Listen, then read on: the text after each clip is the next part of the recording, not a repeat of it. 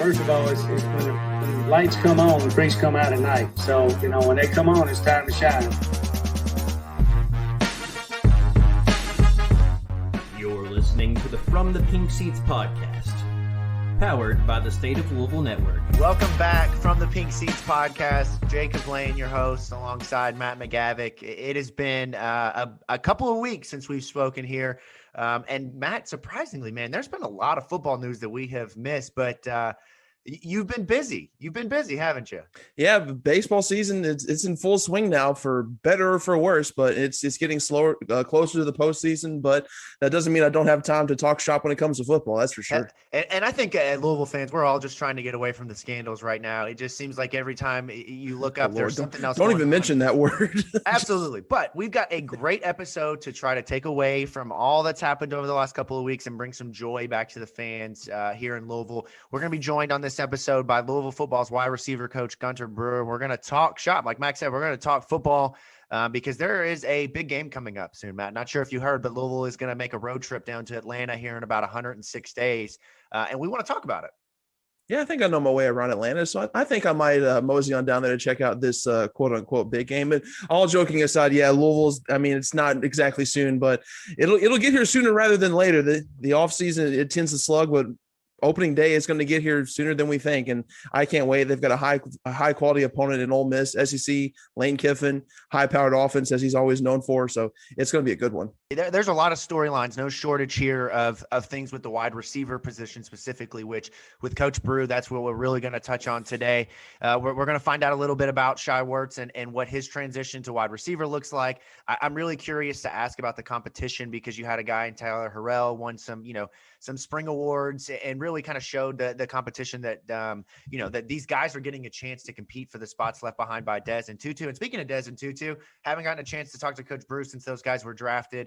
Really curious to see how that pans out in terms of what he thinks of fit and how that's going to overall impact recruiting. And then, of course, Matt, we're going to touch a little bit about some of the funner things that Coach Brew has done. The dancing video, I haven't been able to stop talking about that. We're going to find out where Coach Brew likes to spend his time off the field. And without further ado, let's bring him in.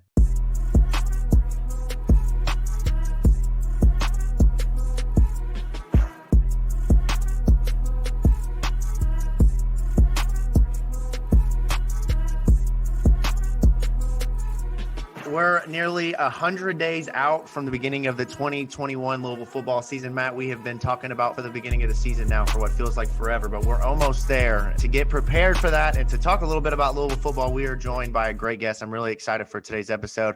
Proud to welcome in Gunter Brewer, Louisville's wide receiver coach. Coach Brew, how are you? Hey, if I was any better, I'd be you two. That's what I love to hear right there. Tell me what life's like for you the last couple of months, man. With spring practice kicked off, you guys have been staying busy, I'm sure, but how's everything treating you?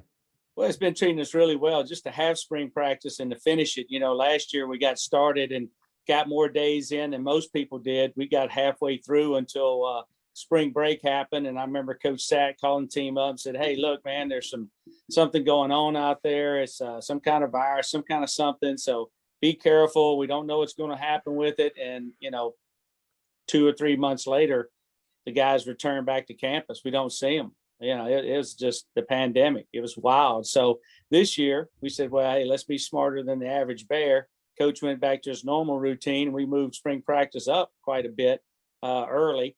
And so that way, if something did happen, then maybe we'd be in front of it.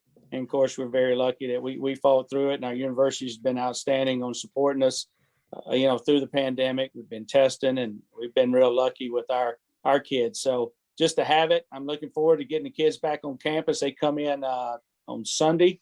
So we'll have a little team meeting, get after it, and then back into workouts.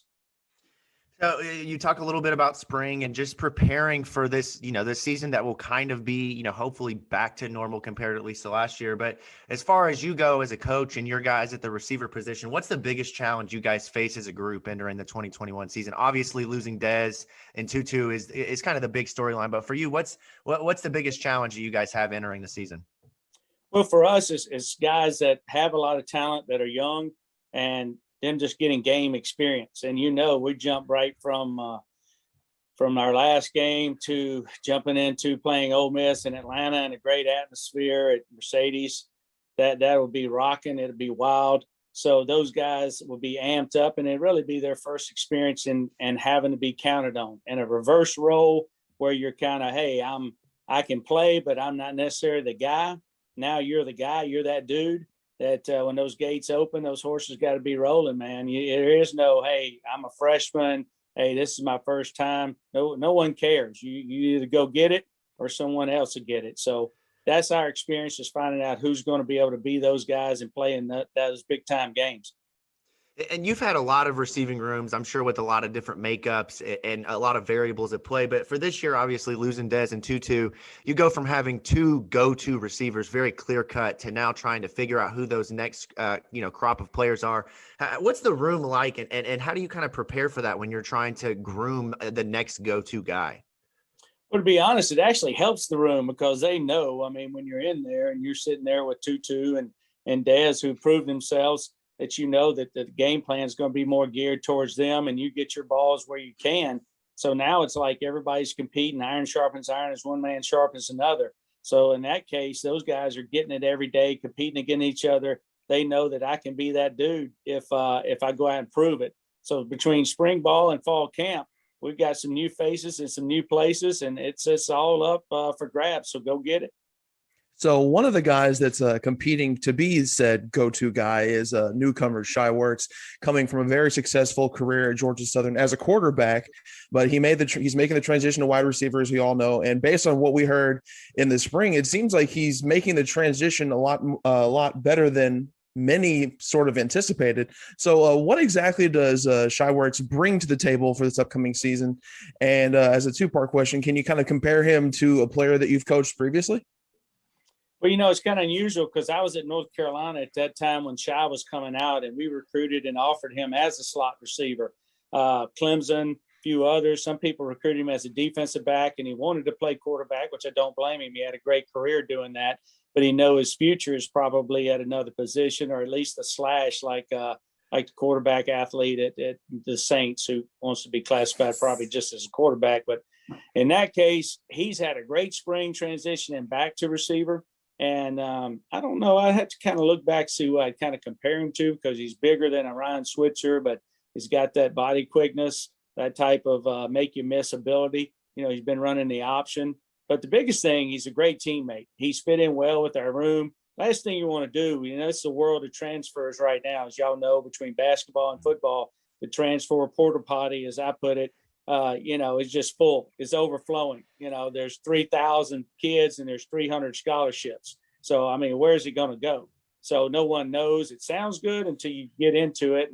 But there are some kids, in his case, like grad transfers and some other guys for the right reasons. So I think he's a great fit in the room. He'll be a slot receiver for us. He could be a wildcat quarterback. We could put two quarterbacks in there at the same time, obviously. So we'll have some things up our sleeve to utilize his talent, but he was definitely a great addition for our crew. So this isn't your first rodeo. You did it with Tutu Atwell the last couple of years. You did it with Braden Smith. And who are some other guys that you've helped do that in your long collegiate career? And how do you help them in a way that leads to high level production as a receiver on the field? Probably be one of the better ones I had was Switzer, who was a running back in high school. Every now and then they took out and put in the backfield. And of course, he's transitioned well in the NFL and had a great college career as a slot receiver. So he's one of those guys that I would say he's probably had the best career so far at that way. But a lot of them back in high school, you put your best athlete where you can get in the ball, especially now. You just direct snap it as opposed to, when I played and there wasn't face mask on the helmet, where it was a forward pass was just like something, that was a trick play back in the day, So these guys now are easy to get the ball to. Speed sweeps, guys like Tutu, you find ways to get them the ball easily. And Shai will be that way for us, along with some of the other guys that have always played multiple positions. So he, along with a few others, I'm looking forward to Braden. They can throw the ball, they can run it. So we're looking forward to using them in multiple ways. Absolutely. One of the things I took away from spring and seeing some of the stuff that you guys released and just what you talked about, specifically with Tyler Harrell being one of the guys who really shined in spring. And what that told me was that you guys really have an open competition at that position for a guy like him, who's really been, buried on the depth chart the last couple of years and hasn't seen the field much, to be able to come out and have the opportunity and the reps to be able to win an award and kind of, get that type of achievement. How do you personally, as a wide receiver coach, go about creating such strong competition, especially in a season like this where your top two spots are open? Well, I think you that's a great question. First of all, I think you've got to create that competition, but you also got to find spots where guys can fit in, get in where you fit in. And he's a guy that can lift the lid or take the top off, whatever you want to say. He's got a lot of speed. I think he's one of the fastest guys we have on the team. We had a little pro day event. Our strength coach, Mike, did a tremendous job before they left of creating that after watching Daz and some of the other guys in a real pro day, that we had our own pro day. And I think he was, sub 4.42 and handheld and 4.2 and laser. So, he can be a deep threat guy. Now, you still got to catch it. Doesn't matter. You don't get points just for being open. So you still got to make the shot and catch the ball, which he's done much better job with. But trying to find them a niche, everybody a role. So we'll be better at playing probably more guys than you've seen before. So you make sure you have your program and know your numbers, because there'll be some number changes now, and be some guys that are fitting in where you hadn't heard of before. But that's okay. It's their time. Like little brother steps up and becomes the big brother now. So we'll see what happens. Yeah, you got us last year with the Josh Johnson 0 at the end of the year. Nobody knew who it was in that final game, trying to figure out number 0. Yeah, we were scrambling in the press box trying to figure out who that was. Number 0? Yeah, everybody in the city of Louisville is trying to figure that out. Yeah, it's so glad to see JJ back somewhat healthy. He's back to his old self, and he's battled through multiple injuries, and he's a slash guy. He was a great baseball player and got great hand-eye coordination, can play a multitude of spots, and will be like a Swiss Army knife for us. I think he'll fit in at different spots, and yeah, we may just keep changing his numbers. I told him he looked good in 0, he looked faster. Yeah, that's all that matters, he definitely did. Yeah. That's right. Right. So obviously, once this past season ended, there was, for the first time in Satterfield's tenure here, there was a significant amount of coaching turnover and whatnot, including Dwayne Ledford, who left for the NFL to be the offensive line coach for the Atlanta Falcons. And following that, when he started to bring in more assistants, Satterfield said that instead of designating an offensive coordinator, the entire offensive staff would sort of collaborate and work together on play calling. So how do you see the assistants coaching positions evolve now that there is no true quote unquote offensive coordinator? Well, it's been really unique, and it's also great to see where people work together. We've added our offensive line coach, Jack Bignell, who has extensive NFL experience, also head coaching, also position. So he's got a great demeanor, and everybody in the room gets along and really works well together. We did the same way with the previous staff, the members that were here. That's a great thing about working for Coach Sat is you have to be a good team member to be on this team, that everybody has to get along and put your egos in your pocket, because when we get in there, we talk ball, it's a family atmosphere. So everybody knows their role, and everybody's kind of assigned different things. Each of us take a lead when we're asked to, and Sat leads us. I mean, he's the play caller. He's always the offensive coordinator. Someone may or may not have it in title, but that doesn't bother anybody in the room. We've got young, we got old, we got a good mix of coaches. So we're looking forward to some of the new guys bringing some different things to it. And as far as how it works, same way as always worked. I mean, we get along, and everybody has a piece of the game plan. I think that's what he's meaning by that. As we section it off, y'all two may ask different questions in an interview, just like us may have different parts of the game plan, either pass responsibility, or some people have the run game, some people have blitz. We break it up that way, and then they go to it. And just a quick follow-up, does your role change at all, or is it pretty much the same as usual? It's just changed a little bit. I mean, nothing drastic. Like I said, I'm one of the older guys, or longer in the tooth, so I've been around long enough to know how things work. And I've been an offensive coordinator, been a head coach, and been around it a long time. So he'll ask me to do certain things that's good. And he'll ask some other guys to do certain things that they may be better at. So, just kind of, I'm there for whatever.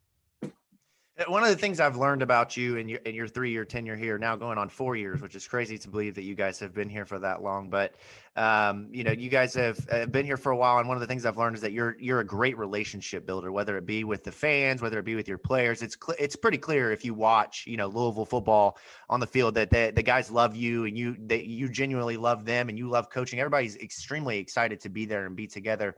And as I ask people who have played for you or have been around you, they tell me stories about how you build these such strong relationships that last over time, whether it be 5 years, 15 years. How have you gone about building such strong relationship with your players throughout all the years of coaching? Well, I think one thing you learn that, they don't work for you, you work for them. And then when you get a good relationship, you work together.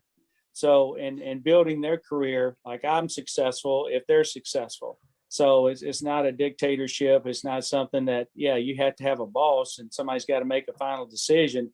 But as you work together in building that and understanding that part of it, and you can be old, you can be young, you can be black, you can be white. It's irrelevant. You're all playing for the same goal for winning and making that person better. And as I said before, iron sharpens iron and one man sharpens another. The guy behind me on my screen is, great players make coaches great, not because they play great. That's everybody figure that's Captain Obvious, right? I mean, shoot, who can't figure that out? But what's going to make them better? How do you take a great player and make him even better? So you got to find different drills, different skills. You have to really work them harder because the goats, they can do the things that they just come out good. So what makes them great? And I think they respect that. And I think that's a big thing. In any relationship, you respect each other. Doesn't mean you don't have arguments, the crazy Uncle Eddie and your family. Doesn't mean you go there and, but there's something about crazy Uncle Eddie you enjoy and you like. So everybody's got to have a role in the family. And once they understand that and know where they are and being transparent, be honest, be truthful. I think those guys like that. So that's kind of what I built my stuff on. I can tell that you're a guy who is not afraid to be goofy and just be genuinely yourself. And I have to ask you about the video, the dancing video from the parking garage. I don't know if you remember this, but back in, I think it's November, December last year, you and the receiver guys, I'm guessing that's a parking garage. I'm not 100% sure, but the video is tremendous, and we'll retweet it so everybody can see what I'm talking about. But if you remember what I'm talking about specifically, how does that happen? Like, how do you find yourself in these situations where the players are teaching you these dance moves and you're just right there along with them, like just another one of the guys? Oh, absolutely. That was the gritty. And I was Dez is on. I'm not on TikTok, but I'm on every other one. It seems like I just don't know if I have enough time in a day. So I said, all these guys are doing this dance. What do y'all call it? That's the gritty, coach. He said, come on, coach, be in my video. We're going to put this on TikTok. I said, all right, well, teach me how to do it. So I was as close as I could get with a 5-second demo. My daughter and son said I did okay. I didn't embarrass them too bad. So I'll live with it, Oh my gosh, that's fantastic. I love it. All right, so now you got to get Matt out there, though. That's the next thing, is teaching Matt the gritty. That's the next thing for you, coach. Let's see what we got. Maybe if I get a few drinks in me at Downs After Dark, maybe we'll make it work there. Hey, no quit. We'll get you on the YouTube or get you on TikTok after you've had a few. We'll see you out there. Well, yeah, we'll see how that goes. And kind of going back to the team, obviously you've got a couple newcomers coming in, and Amari Huggins-Bruth and Demetrius Cannon, and both seem like they could have the potential to make some somewhat significant noise in year one.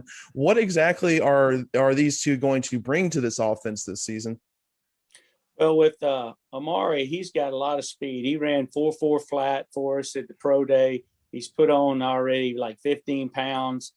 Just learning the offense is the biggest thing. Those kids went through a pandemic year where you can imagine what a high school Zoom meeting would be like as opposed to college or pro.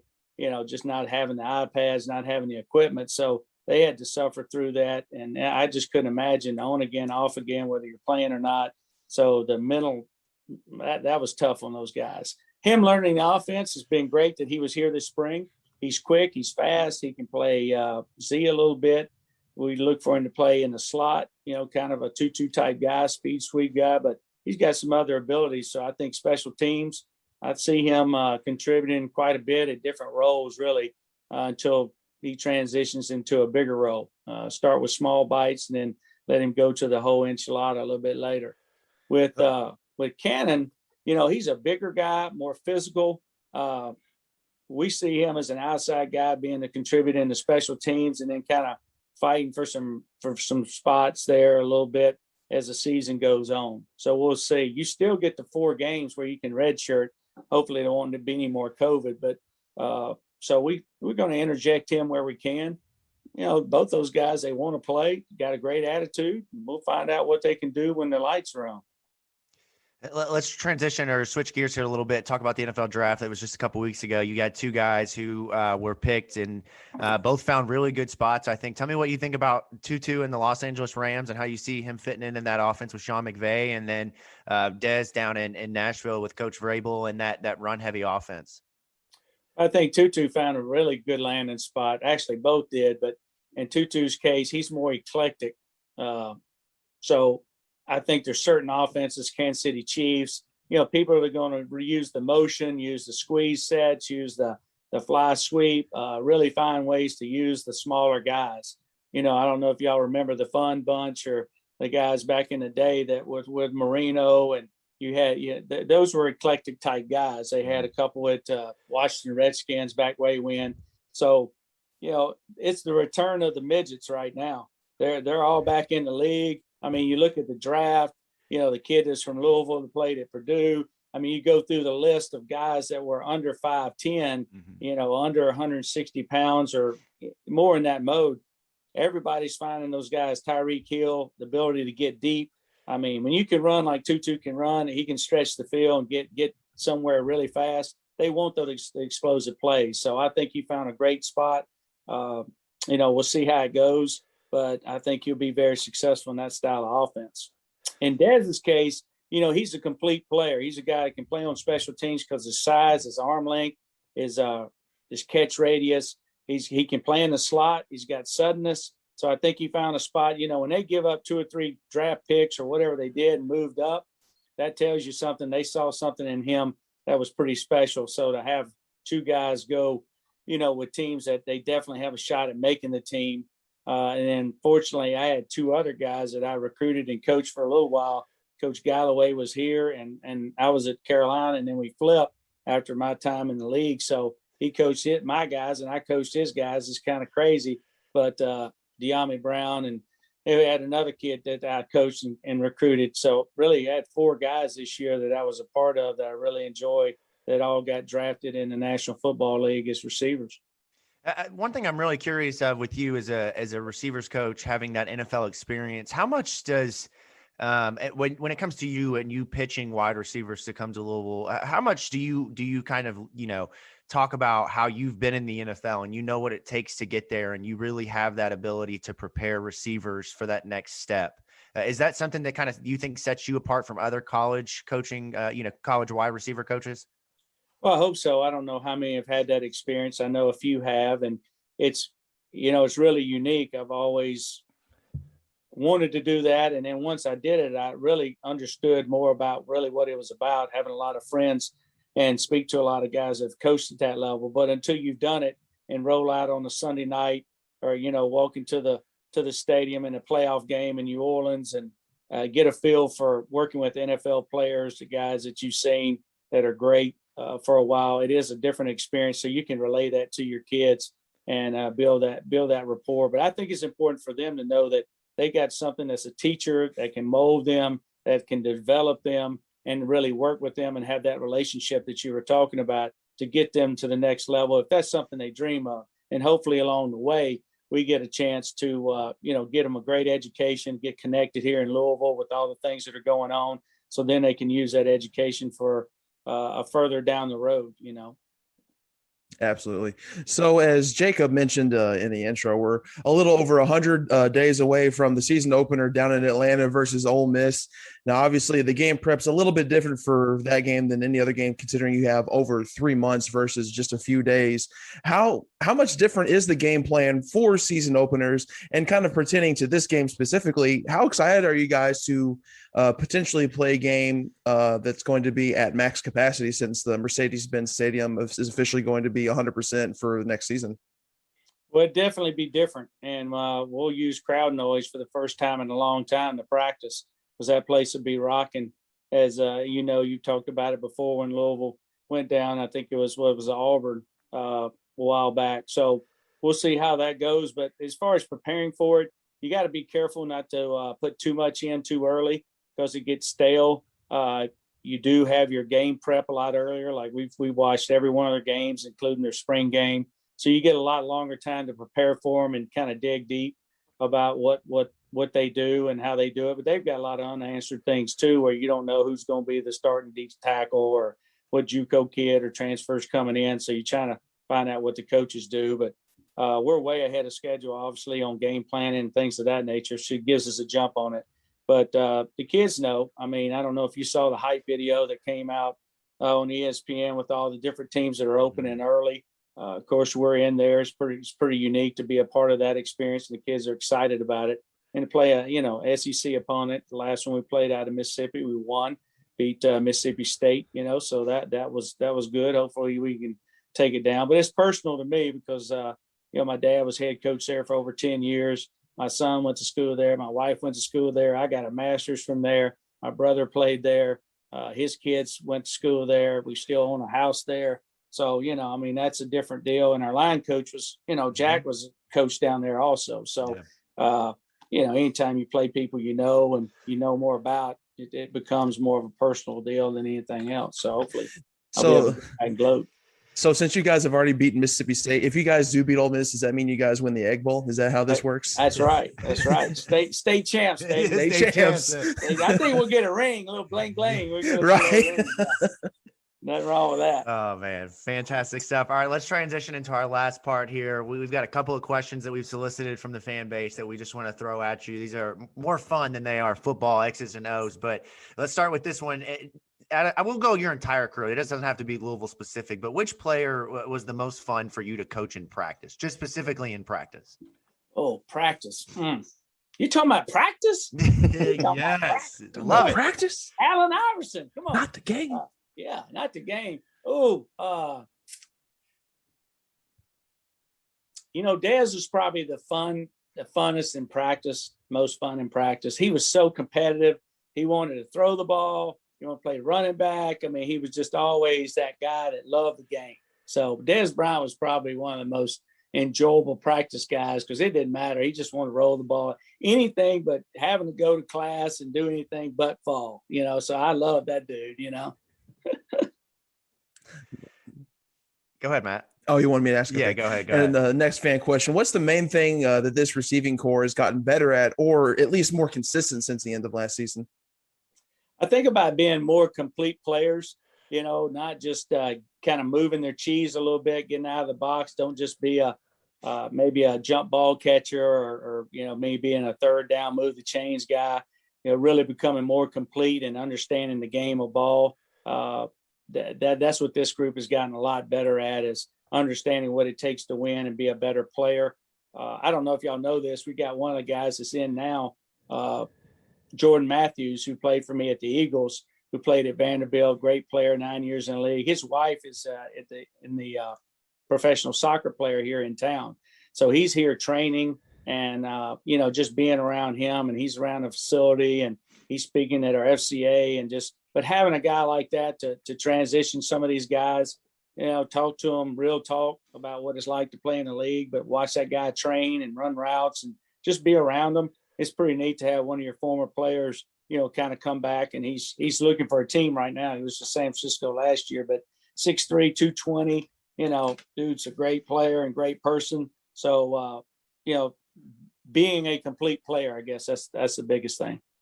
You've been in Louisville now for almost 4 years. What's your favorite memory off the football field? Boy, this is quite a few. If I had to take one, I'd say the Derby. My first year here was an incredible experience. That's one on my bucket list. In fact, like I said earlier in the interview, I'm going to Downs after dark tonight, and I like the ponies. I like anything to do with Louisville. Really, I just like the city and the town. But that 2 minutes is incredible. And then of course the controversy on the winner and everything else, a part of it, just being there and watching that and just the experience of the whole Derby. We went Thursday, Friday, Saturday. This year we went Wednesday, Thursday, Friday, Saturday. So, when in Rome, do as Romans do. So try to immerse yourself in the town and the city and the place. And I'm looking forward to maybe Valhalla in the near future of going out when they're having the PGA, I think. So just anything like that. But so far, I guess that's been my probably coolest experience. And kind of building off of that, what's your favorite local place to eat? Oh, wow. I'm a food junkie. So Louisville is a great foodie town. I'm checking stuff off my list. Mm-hmm. So, it looks like you haven't missed a meal during COVID either. So I say, love it. me and you could have a little competition. I'm all conference when it comes to eating now. I ain't no doubt. I love me some food. Okay. So, Okay. Maybe we can set up a little wing eating competition then. Okay. All right. I'll give you my top wing spot. Daddy Rich's. Let's hear it. So Daddy Rich's is by far my top wing spot so far for sauce wings. Okay. So have you eaten there? I don't even know if I've heard of that. To be honest, I don't know if I've heard of that one either. Oh, see, y'all. Coach Brewer's gonna have to take us to the wing spot in our own town, Matt. Right? It's I know. down there by the seafood lady off of 7th, 4th, down that way. So it's they are famous for I guess you'd say they had their own sauce. I'm not a huge buffalo sauce guy, so I like the different ones. They have quite a bit of good flavors and different things. So you need to try Daddy Rich's. That's the spot for wings. I would go there. The smoked wings, I like Mama's. Oh, hell yeah. Yep, Just had some Mama's yesterday. Smoked wings, Mama's are pretty good. I'm digging that. So, I'm a wing guy, so different ones, you kind of get in there and see what you like. But you'd have to break it up as far as the part of foods that you like, whether it's Mexican, whether it's barbecue, whatever. So I get in at pretty much anything and everything when it comes to food, as you can tell by my waist size, I guess. Look, we all got the pandemic pounds. It's all right. Some more than others, but absolutely great stuff. Coach Brewer, thank you so much for taking the time to join us. So we're looking forward to hearing from you again leading up to the season, and best of luck for you guys. Hey, absolutely. I love you guys. I appreciate your support, and let's have a lot of fun doing what we love to do. And it'd be great to see this stadium full again and rocking and just people having a good time. Hopefully we'll put a great product on the field, but what y'all do with our kids, I appreciate all of that, because it's been a pull through the pandemic, as you know, and it'd be good to see these guys go back out there and compete. We're doing it right. And we're going to see this thing through and hopefully bring some championships here to the Ville. Amen. Hell yeah, man. There's no better exit than that